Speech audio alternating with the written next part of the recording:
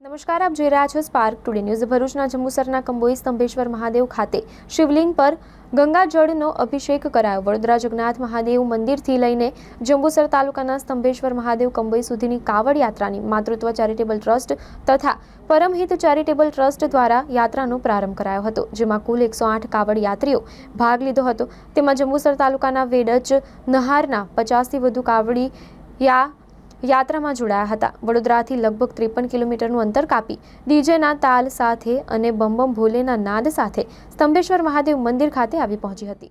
મારું નામ લતાબેન પટેલ। અમે વડોદરાથી આવ્યા છીએ કાવડ યાત્રામાં। અમે કંબોઈ જઈએ છીએ। સ્તંભેશ્વર મહાદેવે અભિષેક કરવાનો ગંગાજળ લઈને આવ્યા છીએ અમે, અને અમને બહુ જ ખુશી છે એમ કાવડ યાત્રામાં જવાની।